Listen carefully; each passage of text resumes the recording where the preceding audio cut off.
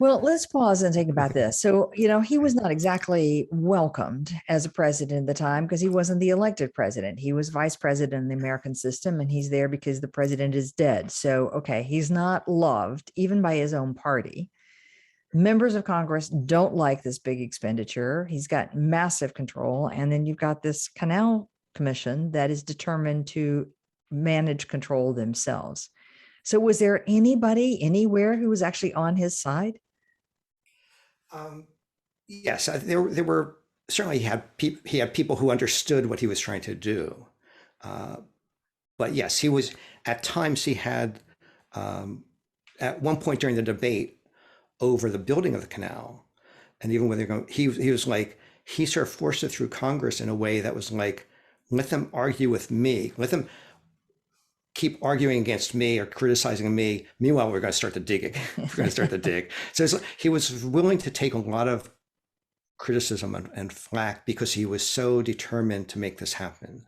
Okay. And what ended up happening was one of the engineers who he brought an engineer as the chief engineer who was a railway guy.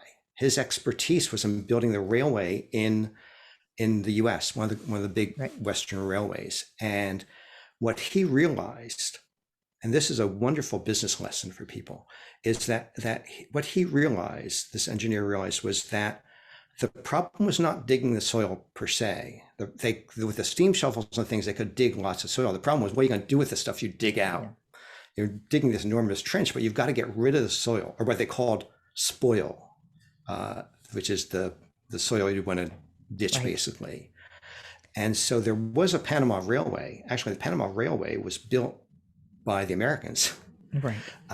in the 1850s, and so they were using this train line, which actually ran the length of where the canal was running. And he, as a railway guy, he realized the smartest thing to do is it's not the dig that's the problem. It's getting rid of this stuff, and you're digging and you're putting on rail cars.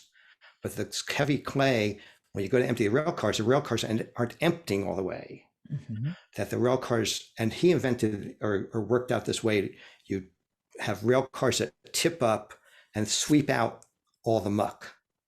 And so now the rail cars were emptying all the way. He also worked out that if you've got the Continental Divide mountains, you want to run the railway up empty.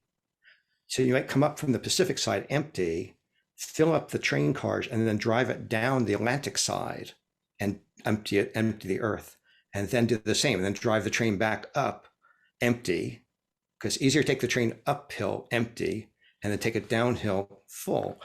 And he did a lot of clever things, but the big lesson out of this was, what's the problem you're solving? Where Right. everyone looked at it like the problem to solve is the soil, is the dig. And he's like, no, the problem to solve is what are you going to do with the stuff you're digging out?